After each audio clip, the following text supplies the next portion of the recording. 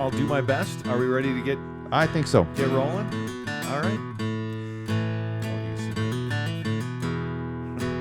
Welcome to the Elk Season Podcast, Season 2, Episode 16. 16. Today is June 15th. 16th? 16th? Is it 15th? How many days until elk season? That's what really matters. June That's 15th. the count. June 15th. It is June 15th. Okay. We were ready for that. Yeah. It's June 15th, and we were... You asked the question, and I did have Yes. the answer. 75 days. 75 days until elk season. 75 days. My gosh. Oh my gosh, I'm so excited. I'm so excited for this year. This has been a crazy year. I say that every year. It's a crazy year.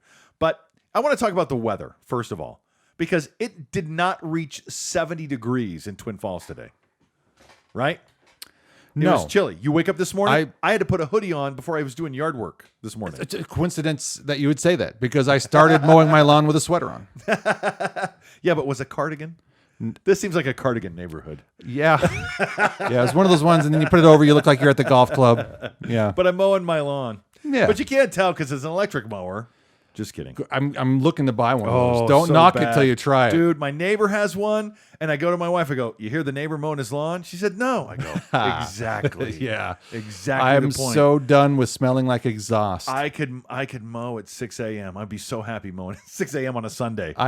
So I don't know if this means I have a diagnosis of any kind, but when I start to think about something I want to buy, I get really like into it, and I'll start watching tons of videos, and I'll look at tons of different products, and I'll just start analyzing, and it's almost to a fault. You know, my wife makes me like stay out of the room because I can't because I'll start talking about this product and that product, and this is that, and I've landed on the electric lawnmower that I'm going to buy.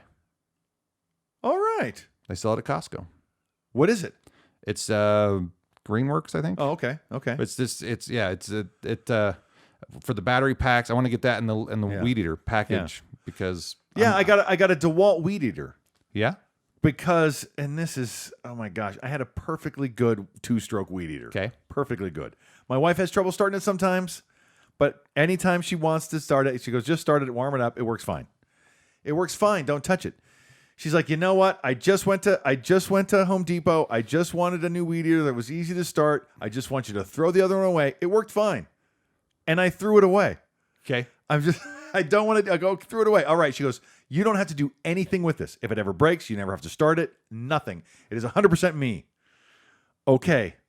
I will hold you to that. She ruined it.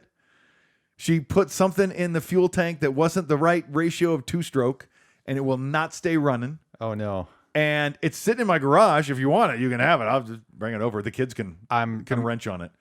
No. Right. Because I'm done with the exhaust. Yeah. Because I have a Husqvarna industrial sized weed eater. Oh, okay. And the lawnmower, it's a Husqvarna as well. Yeah. Love these two machines. Bought them in 2011. Yeah. They have both run for that long. For 12 years. We've been using these two lawn equipment. Yeah. These two pieces of lawn equipment. Now, I did change the carburetor out on both of them. Okay. Just this year. Okay. The lawnmower kind of kicked it. Last year was the weed eater. This year is the lawnmower. The lawnmower, I don't know how to adjust the carb, and I don't really want to take the time. It's 12 years old. Right. It was a $20 carb. It's running. I can get the lawn mowed. Right. But I am in the market. As soon as we decide to launch, we're going to get that the EV of lawn equipment. Anyway. So then my son has this little electric 4-wheeler that looks like a Velociraptor. Oh yeah. And I take that 20-volt DeWalt battery. Yeah. And I put it in there, and he screams circles around the yard. He loves it. And so I go, I like those batteries. We'll just keep those batteries around. Yeah. And so I got one that I just got the tool, and because I had the battery, and as soon as you put the battery in, it's like, bzz, bzz, it's so nice. There's no start. Yeah. Don't got to warm it up. You don't got to choke it. Do you know how to choke it? My wife's like, I'm not. I know how to start it. I'll do everything. I don't know. By the end of the first year, she's like, will you start it for me? Just warm it up. The next year, every time it need to be started by me. And I'm like, So whatever. Is she using the electric weed eater then? Yes, of course. Does she need you to start it? I'm just kidding. That was a joke. Oh, she needs me to charge it. Charge it. No. Yeah. Anyway. But I had something very, very interesting happen to me this week. Okay. I'll tell you about it. My daughter, my beautiful autistic daughter, she's 21 years old. She can speak, but she doesn't. Right? She can talk, but she doesn't talk to us. She says more to the dogs than she says to us. Okay. Right? Reagan, would you like, I talked to her. Reagan, would you like to go to Walmart? Sure. I need to pick up a few things. Reagan, would you like this? But, oh, the dogs, did you miss mommy? Are you a sassy lassie? Come here, you. Are you been good? She talks to them all the time. But when I see her and I have videos, sometimes she's in her room just like reciting dialogue from I don't know what at the top of her lungs. Wow. Okay. And she thinks no one can hear her because her door is shut. Mm-hmm. Right? You open the door, everything changes. Yep. So very clear, but it's so loud. It's so loud. And she's reciting dialogue or whatever. And she writes stories. She likes to write stories. Yeah. And she's already self-published 3 books. Nice. There's a new book this week Wow. dedicated to me for Father's Day. Wow. The synopsis alone. I wish it's on my phone. I wish I should have taken a picture of it. It is so fantastic. It is so fantastic. Our sister Glenna has already read, I think, 8 chapters. Oh, how many chapters? And 28? Wow. Oh, That's yeah. amazing. It would take you 2.5 hours to read. It says right there on Wattpad. She talks about how teenagers dress and why different teenagers wear different things. Okay. She talks about how, and it's based in Helena. Wow. I know. I've taken her to Helena like twice. Yeah. Right? She had this one story called The 2 Old Fathers that took place here in Twin Falls. And we took a trip to San Antonio, Texas for our son who graduated from the Air Force Academy. Yes. And she came back home, she threw it away, and she restarted it, centering it in San Antonio, Texas. Wow. So just inspired by where she goes. Yes. That is so cool. And inspired, I guess. I don't know what inspires her. She doesn't talk to me. But see, that's the beauty of her Yes. writing. Yes. That's so cool because you get to know what inspires her. Yeah, and it's because I just gave him the grand tour. I don't know if anybody's listening. I don't. My wife might be but she talked about a fancy house behind the Capitol. Yeah. In the nice neighborhoods. She talked about Lower Helena. Yeah. Down in the the poor sections. Anyways, and that's just the first chapter. I only read the first chapter so far. Okay. And I'm like it's unedited. It's Sure. completely unedited. And it needs to be. It needs some work. But every time I see her in the house, right, she doesn't talk much, but she's tapping on her phone and she's writing. And she's like, if you come around the corner, she'd be like nothing's happening, right? She'll come up. She knows that she gets a little bit of quiet time at certain times of the day, and she'll come upstairs and park at the kitchen table with her laptop and her cup of coffee and just start hammering away. And if you lean over and peek, she shuts that laptop. Everything comes to a halt. But what's crazy is when nobody's watching, she's always working. Wow. She's always working. And I saw her that morning. She never said anything to me. I get to work. I get on Facebook. I see that she's written a book and she's dedicated it to me. She has published it. Wow. I know nothing. It's so wild and it's so great. And she's such a great kid and she's such a fantastic writer. She can really tell she has a voice. When you start reading any author, you start to pick up on their voice. Yeah. And she definitely has such a big, strong voice. And this is an amazing. it's incredible. I'm sitting here with It's such incredible. admiration. Like this is so impressive. Yeah. Oh my God. I can't wait to see where she is in 10 years. I knew she was writing. And Yeah. I was thinking about that towards the end of last semester. It popped in my mind while I was doing work in my office, and I was like, I wonder what she's doing with that, And so you're filling in that blank. For Yeah. me. She's unstoppable. She's unstoppable. She's self-published. Yeah. She finds out where it is. She tries to work on her own website. She's like, we'll help you with that. And we're just too slow. And she wants to go. So anyways, Anyways, a fantastic something fantastic that happened to me this week. Besides, spilling my grapes in my car, which is not a real tragedy. I have picked up 1.5 tons of rock and shoveled it out of the back of my truck into my driveway and then into my front yard for our front yard patio that we're working on. Oh, nice. So I've picked up just this week 3 different 1/2 ton. Today I put in rainbow rock. Okay. So 3/4 inch rainbow rock. I've been shoveling that. It's in my driveway right now. And anyways, when that's done, that's gonna be a real nice space out in front of our house. So keeping in shape for elk season is definitely that. I'm so sorry. I know I'm bouncing all over the place. It's okay. I know it is. It's okay. My daughter's book is about a girl who hunts and wants to follow in her father's footsteps into the mountains. But he's in Afghanistan fighting the war. She's a little obsessed with 9/11. Okay. Really? Oh yeah. Yeah. It's all woven in there. And then Wow. she goes into the mountains, emulating her father, finds another mountain man, and those two together have to fight their way out of predators. Wow. I mean, the synopsis is phenomenal. I'll read it to you later. Anyways, I just wanted to get that on here. That's as much as I remember of the synopsis. That's cool though. Yeah, it's very, very cool. Where were we from there? The weather is definitely what I want to talk about. We finally come full circle to the weather. But it is what it is, folks. We get updates. I know. No one asked for this. We had so much to talk about before the podcast, and I never got around to that. Isn't that crazy? Yeah. Never. So anyways, that was a big deal that happened this week. And it's really cool, and I can't wait to read more of it. And I kind of want to edit it and put it and make an audiobook. Yeah. Just narrate it for me. Yeah. I guess. So I want to talk about summer. We were talking about how nice the weather is right now. Yeah. Or how cool the weather is. It almost nice-ish. It almost felt like a little bit of September this morning. I know it's summer and there's a lot of pollen in the air, and that's the difference. Yeah.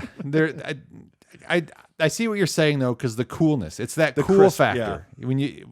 Something about those crisp September mornings when you get out of your tent and you get up on the baby. hillside, and especially when it's a little frosty. Yeah.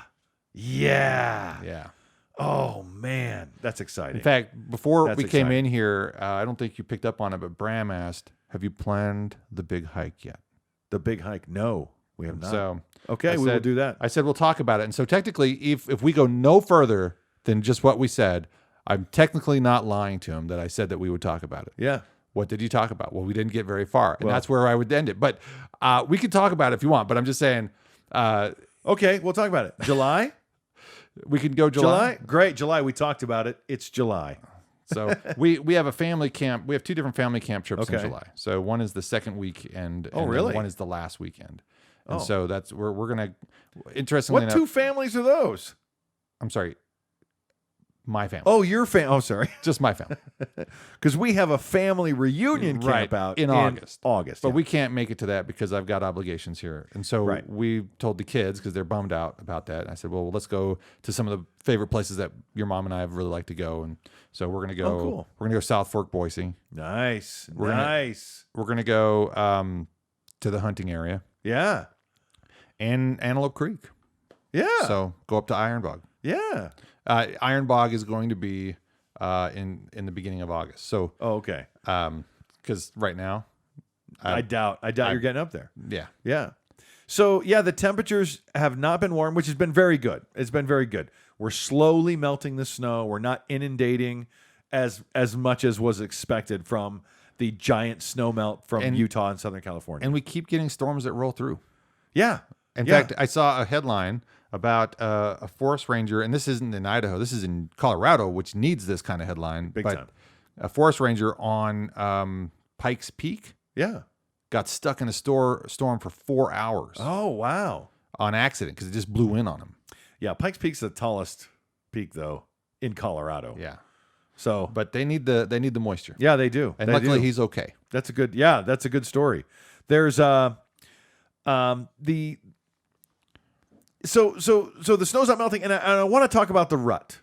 Okay. Right? Yeah. And I know I know I've talked with you about it. I don't know how much of Chris Rowe you've watched when it comes to elk biology. It's been a while. And I may have said some stuff on the podcast before, but I just want to reiterate what I understand what makes the bull elk rut. Okay. And number one is the cows. Number one is the cows. When the cows are in estrus, when a girl puts some miniskirts on, that's when the action is going to happen, right? Okay. The bulls can rut. The bulls can be excited about the dance all they want. But until the girls show up, it just doesn't matter. So it's really important.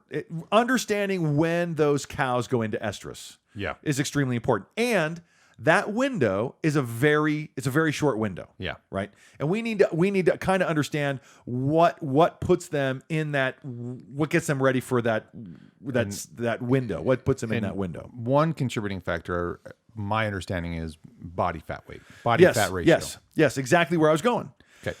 Right. So much like for humans, when you hear about young humans starting their reproductive cycles at younger and younger ages. It's more common in heavier. Yes, it's more common because their body has been triggered. Yep. That hey, you've grown enough, and now since you're done growing, you've added fat. Yep. And now that you're adding fat, hey, you can reproduce. Yeah. Great. Darwin would be so happy. So Okay. that's all you have to do. That's all survival of the fittest is reproduce. Yeah. That's all it is. But in the context of the elk, though. In the context of the elk, is what we're talking. Well, I want to put it in some sort of terms that we understand it, and that's one of the ways I understand it. Yeah, whatever that's worth. So, and sorry, I didn't go ahead. I keep cutting you off today. I No, don't want you to lose your train of thought I'll I do have that anyway. Because I have another thought around that, and it is, the cycles of weather that allow for the bounty of food is going to push that fat gain to earlier or later times. Yes. So when you think about drought versus no drought versus late springs, early springs, all of those things are going to push that rut cycle. So in fact, just sitting here right now, and I'm sure I thought this before, but I'm going to say it out loud now. That's why we're talking about it. Exactly why we're talking about it. Is that, why is it we can go up to a hunting area and we don't hear anything? During a month that we should be hearing something, even after the solstice. Well, is it wolves? Or human activity? Yeah. Or climate? Or I was done. Okay. I'm just kidding. I was hoping you had. I have or. 3 or 4 more oars left. So, I hope you have excuses. I have oars. That's all I have. And I'm gonna just caveat. They should have been and ors. Okay. Okay. And so I agree. Yeah. What other and ors do you have? Yeah. It's a very complicated equation. Yeah. To find out to get these cows into estrus. And since it is the biggest thing, I like to think about the green wave, and the green wave is part of another book that I read it was by a scientist, a very, very specific scientist, Jared Diamond. And Jared Diamond talked about as the snow melts, the first buds that come up after the snow melts is the most nutritious part of any plant. And it's called the green wave. As the snow melts up the mountain, the elk follow that melt up the mountain. If that melt happens nice and slow like it does this year, I see where you're going, because that's where my brain is at. we could have an early rut, even though it's a late spring. Right. That's exactly where I was. That's the logic that I was pulling together. Okay. And I'm glad you said that, because I'm thinking it seems to me with a slow melt. Yeah.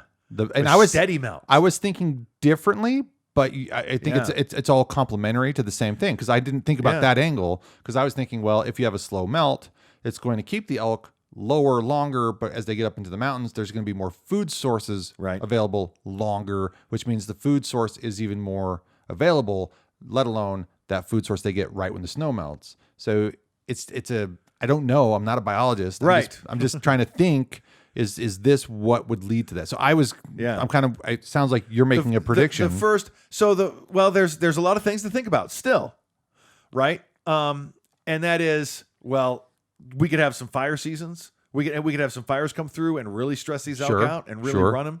A lot of things could still happen. Right. Right now, it looks really good. Like it's a big, healthy, green, lush year, especially in the mountains. Because every time I check the radar, and I check it every day, there are sometimes storms through town, but every day there's storms in the mountains. Yeah. Every day there's storms in the Sawtooths and up in the Pioneers and the, what do you call them? The boulders. Boulders, gotcha. The boulders and the Pioneers and the White Clouds. Every day you see them. There's big, big storms that move through there.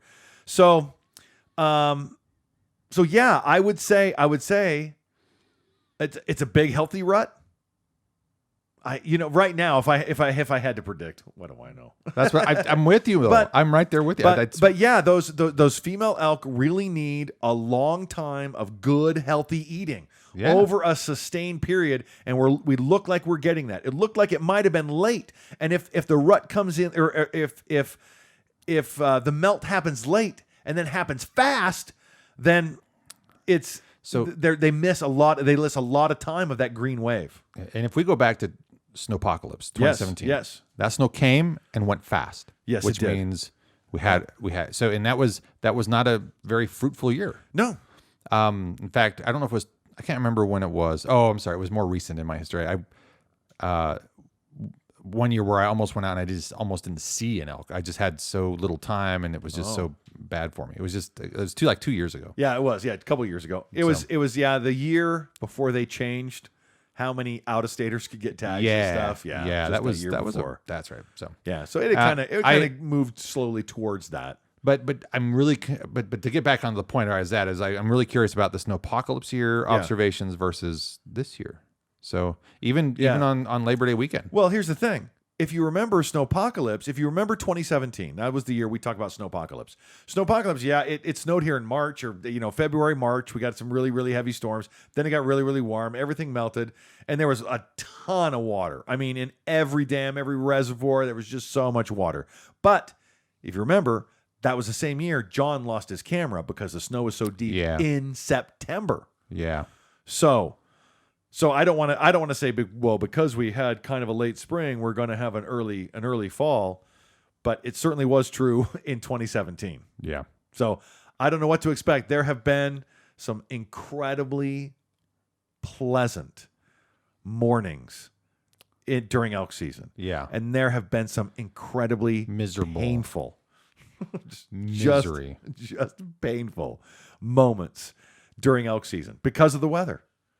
Sometimes it's too hot, and sometimes you're like, oh my gosh, I cannot take this cold. Yeah. So crazy. So, anyways. Bundle up. Anyways, I would say that the cows now are eating well and have been eating well for 5 or 6 weeks. And this bodes well for the calves. And it bodes well for the calves, bodes well for the rut because we want those cows to put on the pounds for September. Yep. So we'll continue to monitor that situation, whatever that's worth. And anytime we get to the mountains, if we have a report, that's what I'm going to say, a report of what we see. I didn't hate the elk we saw up in Sawtooths last June. You said they looked real healthy. You said they looked real healthy. You didn't see them? I did see them. Of course I saw them.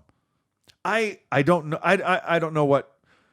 I don't agree. I don't know. I also don't disagree, right? I didn't look at them as healthy. I go, oh, those are some nice elk. Oh, they just I didn't really see them in context. So it could have been just that they had that real buckskin look to them. My wife and I, when we finally get time together, hey, show me some TikToks. Show me the TikToks you liked. When I like a TikTok, it just goes into it's just saved as one of my liked videos. Yeah. So I go through and I go, here's what I liked in the past few days. And I show her my TikTok videos. Every time I show her, there's this guy, Toot Outdoors. I know I've showed him to you before, but he puts on such a good presentation. And they're all elk. They're all just elk and bear. And he's a ringtail cat. So much stuff. And his presentation is just great. And I show her one of these videos and she goes, are you serious? You still are liking this guy's videos? I go, you don't understand. I'm going to ask Patrick. Patrick was the guy I met Okay. Patrick's a guy from the gym that we met on the mountain. Yeah. I go, I'm going to ask Patrick. I'm going to say, Patrick, would you see this video on TikTok? Would you like it? And I bet you he says, yeah. It's just, there's just something different. And I say part of, or a big part of the Elk Season podcast is to keep my mindset in like it is now, thinking about the elk. What are they eating now? How are they feeling now? And how are they going to be feeling in September? And part of it is that. And part of it is, hey, friends and family, September's off limits, by the way. This is you got to remember. You got to remember. I think they know now. but part of it is like, if you need to express to your family how important September is, please share the Elk Season podcast with them. Please. You're not alone. That's how important Elk Season is. Don't put anything on my calendar. And now I have a job, and they're starting to put stuff on my calendar. Yikes. Sorry, those dates are taken. Anyway, that's a problem with having a job. Jobs are for suckers. Yeah. What a pain. Anyway. Big one. Big sucker right here. So I know we have some stuff. I know we have some fun stuff to talk about. I know I wanted to talk about the elk and the elk rut. And I had a confrontation, not a confrontation. I had a conversation with a hunter. I'm hiking out of the gulch. And Okay. I come across a hunter in the green pants and the traditional bow. Yeah. I told you about him. Okay. And I think I told you about him. But in the middle of this conversation, I'm hiking out. It's been days. I'm exhausted. You know, Yeah. I've been working really hard. He comes up. We start talking about the rut. Well, when's the rut going to start? When's the rut going to start? And in my exhausted state, I'm like, listen, I study biology, okay? The elk, and I said stuff like that. Oof. Oh, it was terrible. It was terrible. And I'm like 20 steps away. I'm like, what did I say to that poor guy? Anyway, Hunter, my bad. I don't want to come off like that. We have our moments though. I've done stuff like that. I know you know I've done stuff like that. Have, and that's why I'm okay admitting it. I go, yeah, I just did this. I just said something dumb, and I'm an idiot. I've said dumb things before, and I'll say them again. It's okay. So anyway,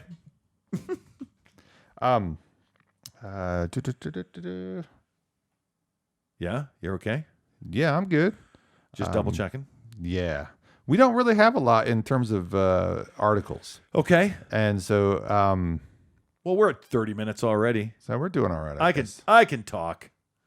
I'm not worried. I know. It's how I harass my students. I get to where I could be done like 15, 20 minutes early, and I'm like, you know what? Here's a story. but it's me. So would you like a dad joke? You got to try this dad joke. This is a great dad joke. Okay. This is just a good joke for a dad. It's not a dad joke. Okay. You say, "Hey, I got a great new dad joke. It's a knock knock joke. You start it. Knock knock. Who's there?" It's funny. It's funny. It's so dumb. It's so dumb. I went right into it. Right It's so into it. dumb. It's good. It's so dumb. It's so dumb. You gotta love it. Anyway, happy Father's Day. I want. One of the big guys at the gym who's a blue belt in jiu-jitsu. I got him with that joke. And he goes, "Oh my gosh, I'm gonna bust in laughing all day because knock knock," and you just have to be like with an expected expression. Yeah, Who's there? Okay, we can do something else now. Oh man, I've got dad joke calendars in my office at work. Yeah. I can't remember a single one at the moment, except I did hang one outside my office door. It says something about narcissism. It's like I would never consider myself a narcissist. I'm way better than that. Yeah, I like those. I like those. This wasn't on one of those, but I came across a dad joke, and I probably even said it on this podcast last year. I don't know, but it's one that I think of, and it just makes me laugh every time. It's one of those jokes that you kind of keep for spare moments. And so you brought that one up, and it's a good one. I'm going to be chuckling. Yeah, it's a good one. Not on the same. I don't know that it's not a tit for tat thing. It's because I don't want to say that, because that one is what it is, right? And this one is just for me. And you might hear it and you go, "Oh yeah, great." But why do ducks have feathers? Huh? To cover their butt quacks. Oh, that's a good one. It's a dumb, silly one that makes me giggle. I thought of a joke today, and I saw a guy. I'm driving to work, and a guy along the highway's moving a dead cat with a shovel. Okay. Right, and there's all those jokes. I found your cat, and those people will be like, "Get well soon, balloons," Yeah. right? And they tie 'em to the dead cats. Have you ever actually hit a cat with a car? Probably. Yeah, I probably. I haven't. Many squirrels. I have. Many cats. I'm not many cats. Sorry. They're quick. Yeah, I think I've hit a cat. They're quick. They're too quick for me. Anyways, that's the joke. Oh. Gotcha. Anyway, Took me a second hit because a cat. I literally went into my mind of like, well, have I hit a cat? So I was kind of in a legit world, and you're still in the. This is supposed to be a joke It's just a world. I know. I hit a kitten once, but it's not sport, right? Yeah. They can't move that fast. So since we're talking about roadkill, Oh, great. Yeah. least favorite roadkill, like something jumped out in front of you, and you're like, I don't want to hit this, but I can't avoid it. Yeah. And I hit a porcupine. Were you with me? no, it was on the paper out in Helena. wasn't it? Yeah. I hit a porcupine. I remember- at 70 miles an hour. Yeah. Everything's fine. I was headed on Highway 93 headed towards Richfield, Yeah. and I was coming around this corner, and this quail, this mama quail with all her babies Oh. just came across the road, and I was like, whoa, and I even hit the brakes, and I couldn't. Oh, that sucks. That one breaks That my heart because they sucks. all had those little bobby things, and they were just so cute, and they're just these, and I'm like, no. I pull over and I ask why. It was like a whole herd. What do you call a group of those? Anyway. So that was my least favorite thing. Yeah. I have hit a deer. You've probably hit several. I've hit 2 deer and had 1 deer hit me. Okay. Oh, I remember that. Dummy. I wasn't with you, but I remember the story. Yeah. I had a deer that I think I've told you this. It was the graveyard shift job. I would drive through that migration area towards Preston, Idaho. Yeah. And so on the trucks that we drove, they actually had those extra bumper guards because of the deer interactions. Yeah. And You need a radiator. And the deer will take them out. yeah, yeah. So we have these big beefy radiator guards, and I come around this corner, and I'm right. I can't remember if it was. I can't remember the name of the city, I'm sorry, the gas station in the house. It's up the road a couple miles still, but I see this deer in the borrow pit, and it's turning circles like it's confused. Like, here comes a big truck. I don't know what to do. Yeah. I don't know if I need to go across the street, if I just need to wait here. I don't know. I don't know what I need to do. It's just sitting there, and it's unavoidable situations. Like, you don't know what this deer is going to do. And I actually took I didn't have it on cruise control. I took my foot off the gas. I just let the truck start to slow down a little bit. Yeah. I'm getting there. I'm like, don't do it. And right as I get to the deer goes, I'm out. Boom. Yeah. Got it. And I was like, you hear the thunk, thunk, and I was like, so I pull over, go back to it and grab its legs and yank it off the road. Was that a doe? It was a doe. It was a small doe, but I was just like, Dummy. I get back in and leave. Yeah, that's a bummer. I had a deer actually sort of land on top of my car. Yeah, this is a funny story. I was doing a paper out for a guy. I did a substitute paper out for a guy. And it was through this section, these subdivisions south of Helena. And there was just lots of deer, lots of snow, lots of deer. And my stereo wasn't working. I'd blown a fuse in some old car that I was using. And so I took my horn fuse out. And used it for the radio because, I go crazy listening to the voices in my head. But I only use the horn a few times a night when I'm honking a deer. I just honk at them. And they go, ah. So I come around this corner and there's a bunch of deer and I hit my horn. Of course, nothing happens. And so I just creep closer and closer and closer and closer and closer and closer until I touch it with my bumper. And it startles and it jumps straight up and turns 90 degrees and its front hooves have landed on the hood of my car and I'm a foot and a half from it. Frozen, and it's like pawing and then falling off the car at the same time. And I'm like, and then it gets up and runs away, and I'm like, nobody's ever gonna believe that just happened. That was crazy. There's enough video evidence that those kinds of things happen that sure. that story is now plausibly relevant, awesomely 100% accurate. Yeah.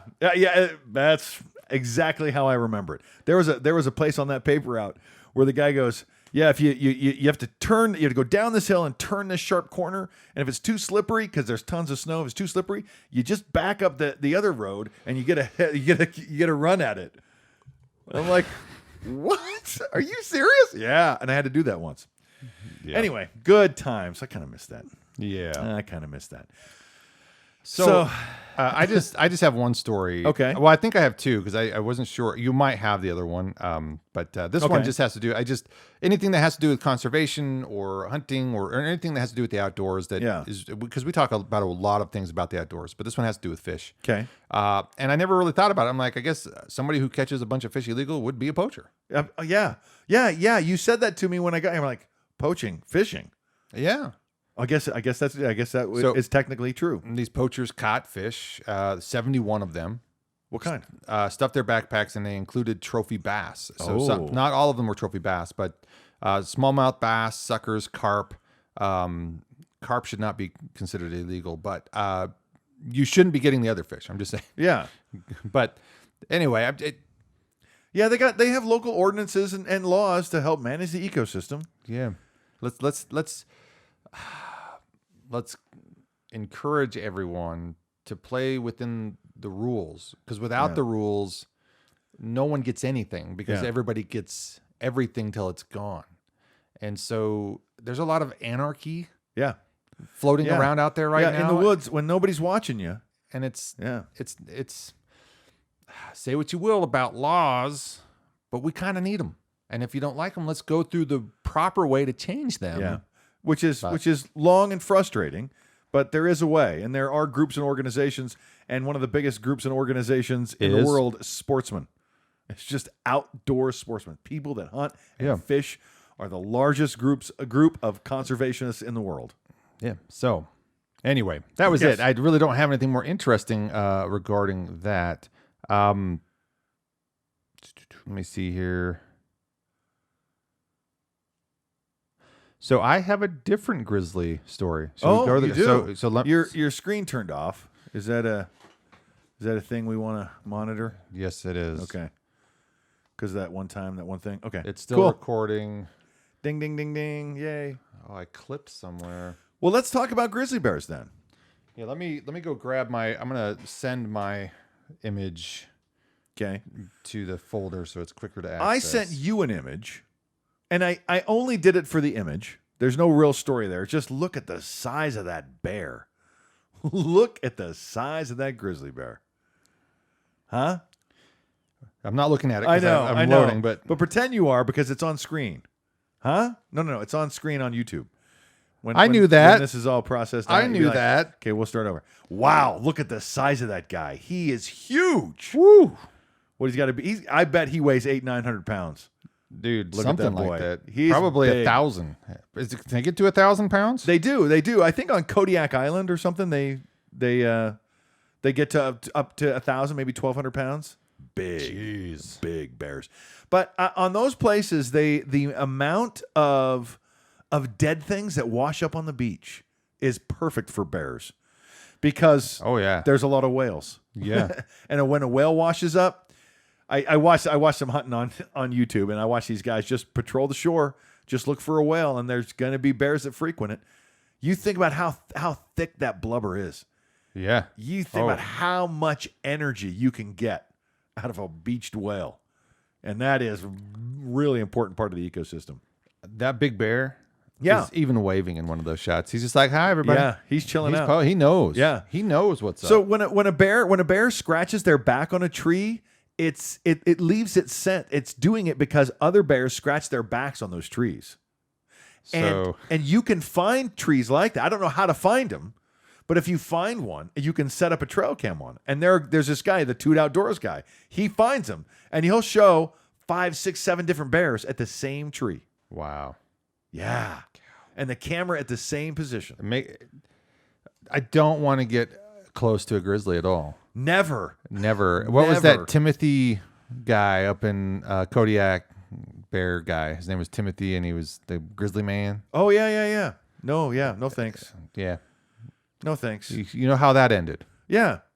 I still am haunted by I'm sure you watch Grizzly Man. At the end, he watches the video, but he won't play the audio. Right. He says you should destroy that. Yeah. Yeah, you should destroy that. That. Yeah. That. At the same time, I kind of want to hear it. But it's pretty serious. Yeah. But it's a serious thing. I don't, no disrespect to that situation. It was messed up. So we have a couple of grizzly deaths. Yes, really, a couple. Yeah. Where at? So a grizzly bear mistakenly shot and killed in North Idaho. Tell me about that one. Well, I don't know anything about it. It's a grizzly bear mistakenly shot and killed in northern Idaho, but it's North Idaho. Yeah. Grizzlies in Idaho. I know it's North Idaho. And that was all I had. If there's any other information. And I don't know if we talked about this, was it last week, or if I saw an article that talked about somewhere because of the I think it was something you said, where they need to maybe train people better to identify bears because it's just not working for some reason. Well, there's more bears. There's more grizzly bears. There's more hunters. Yeah. And there you go. There's going to be more mistakes. My headline is this. Okay. A Montana hunter shoots a grizzly bear in self-defense. Oh, wow. So it is springtime and the bears are hungry. Grizzly bear charged a man who was hunting black bears on a remote piece of private property. He killed the bear and called it in immediately. Yeah. Which didn't happen in that other one. Yeah. But anyway, so we've lost 3 grizzly bears. Yeah. 2 to mistaken, what was it? One was a mistaken. Yeah, both 2 of them were mistakenly shot. Yeah. One was a self-defense shot. Yeah. Or was it I mistook it for a black bear and I had to come up with a cover story? Well, that's what I thought. The Montana one? No, that was attack. No. I don't know. The shot placement would tell you a lot about that. True. Right? Yeah. Was it head on? I mean, they're gonna do necropsy for sure. The article said they're investigating further. I'm sure they are. Yeah. But, there's I just got lucky and got them right through the heart and lungs. Yeah. Then you go, okay, well, maybe you did make a mistake. So we'll see where that story goes. I hope it's genuine. I'll take it at face value. I hope so too. I hope he was attacked by a grizzly bear. I'm just kidding. That's a terrible thing to say. And I've said worse things, so I'm not too worried. I've said worse things today. I've said worse for less. Is that even a saying? I don't know. I just invented it. More mountain lion being euthanized. Here in Idaho. Yeah. We talked about this just a month and a half ago, I think. Up in Bellevue. In the Wood River Valley, Idaho. This is the second mountain lion euthanized this year that we know of. Yeah. And I sent you a beautiful and brutal video of a mountain lion killing an elk. And it is nature at its finest. I mean, this mountain lion is hanging underneath the neck of an elk, and you can see the blood pouring out onto the rocks. And as the elk walks across the stream, you can see the stream fill with blood. Yeah, still I'm dragging. watching it here. I'm just like, yeah.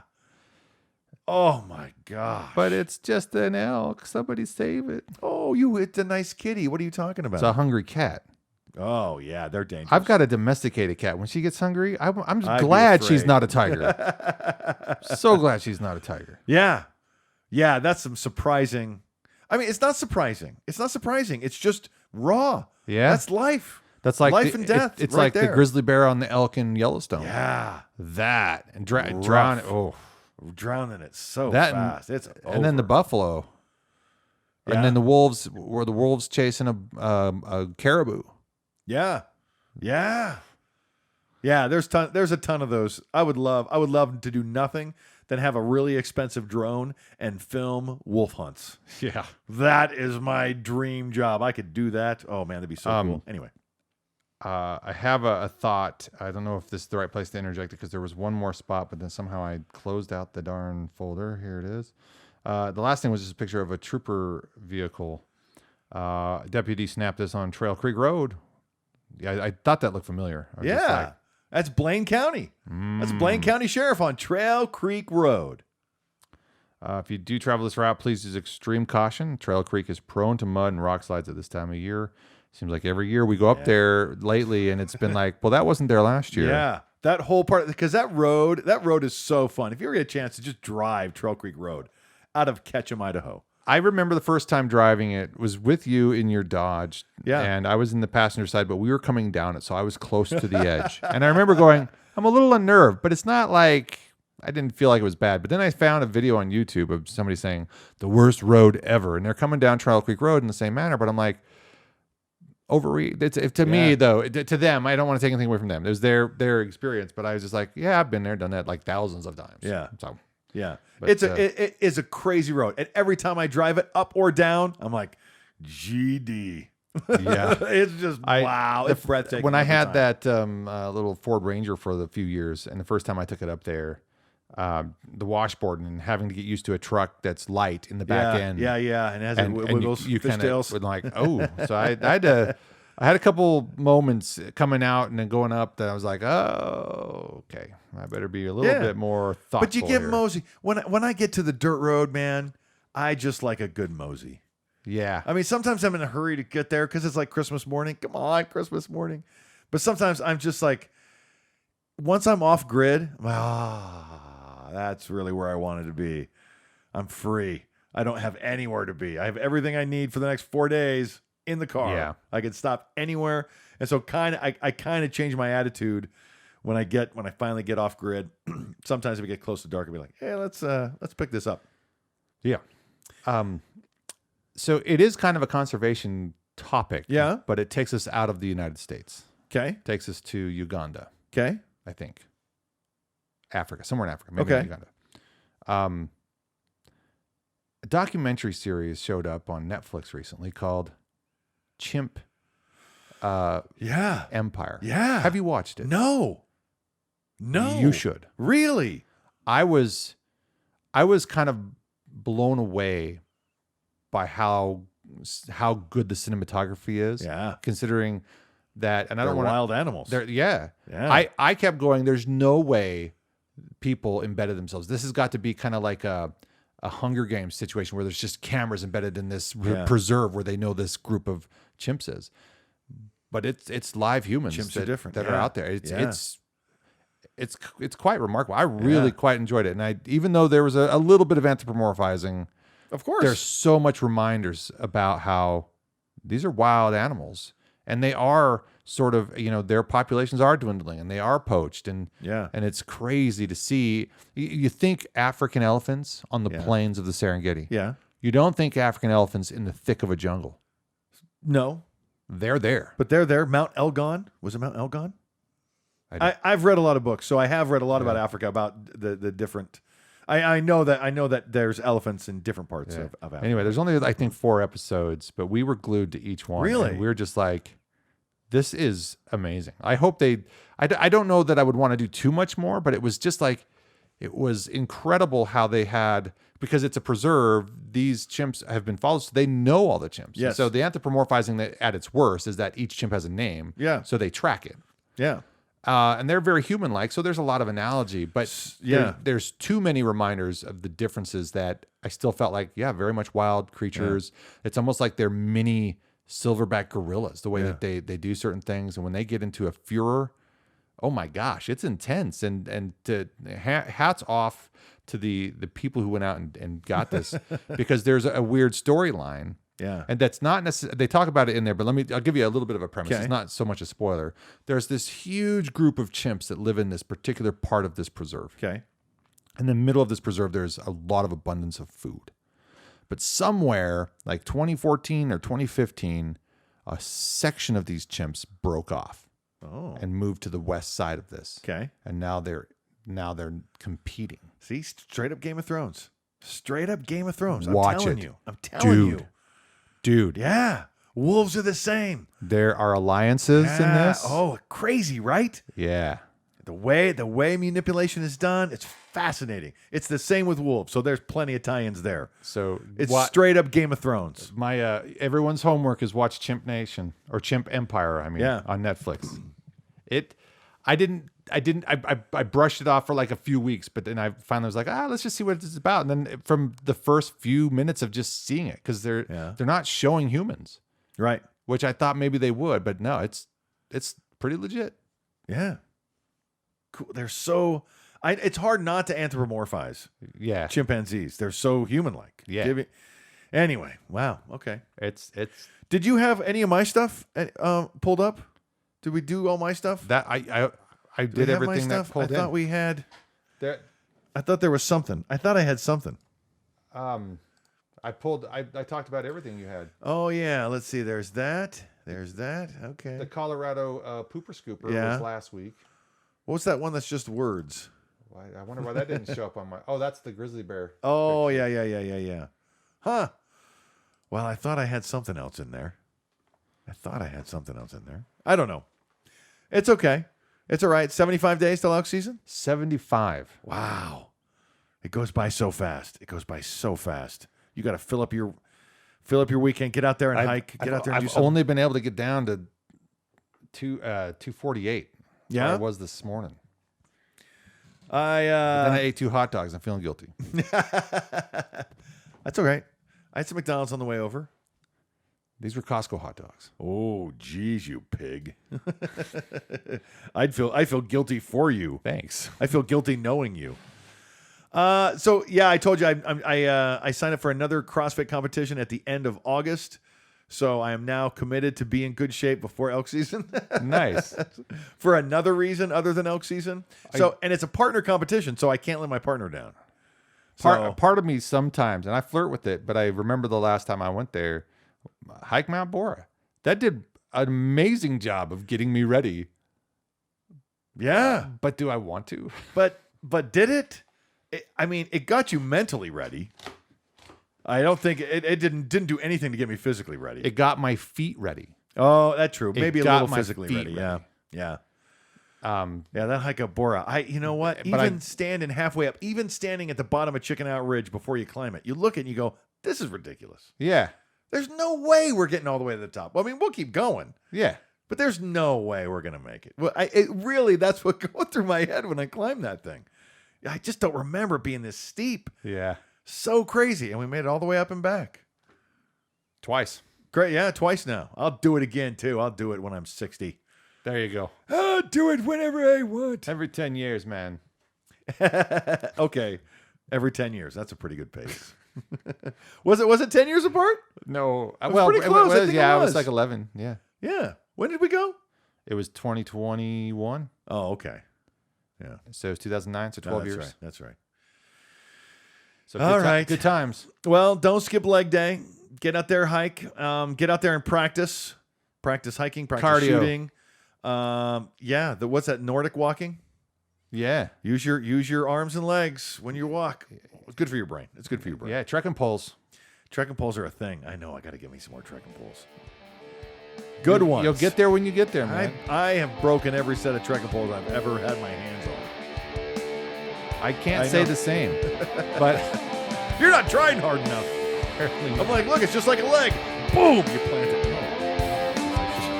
Maybe I jar him too much. That's how I feel. That's not my fault. Okay, we're recording. We're good. Princess Bride. I think that's a We're sign. done. Have a great week. Well, yeah.